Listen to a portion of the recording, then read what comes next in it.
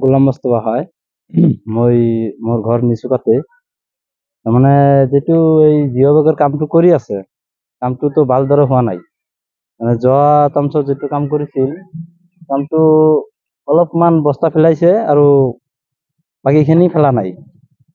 নদী আৰু উঠাই লৈ গৈছে পানীয়ে। অলপ কৰিছে, বেছি কৰা নাই। মানে কামটোতো ভালদৰে হোৱা নাই। তাৰমানে মই সুধিছিলো, ঠিকাদাৰক সুধিছিলো যে এতিয়া যে বান্ধ দি আছে আৰু তলফালে কিমান দূৰ যাব, কৈছে যে 9 মিটাৰ মান যাব, এইখিনি কৈছে। আৰু ওপৰতো হাইটটো হোৱা নাই। বাৰিষা আহিলেতো হাইটে পানী পাৰ হৈ যাব, পাৰ হৈ গ'লেতো ভাঙি যাব। এইটো কি ক'ব চৰকাৰক মই এইটো কৈ আছো, যাতে চৰকাৰে ভালদৰে এইটো তদন্ত কৰে আৰু ডিচি ছাৰক যাতে পঠায় আৰ কি। ঠিক আছে, নিচুকা আৰু মানে আমাৰ ইয়াত যিটো মানে কাম চলি আছে, ৱৰ্ল্ড বেংকৰ কাম হয় আৰু জিঅ' বেংকৰ কাম চলি আছে।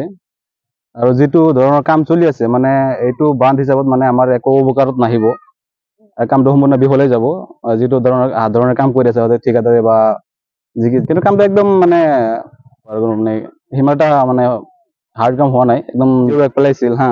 সেইটো এতিয়া মানে তাৰপিছতে বাৰিষা যিটো আহিল, বাৰিষাটো মানে উঠুৱাই লৈ গ'ল যোৱা বছৰ কামখিনি। আৰু বৰ্তমানতো সেই একেধৰণে কামে কৰি আছে।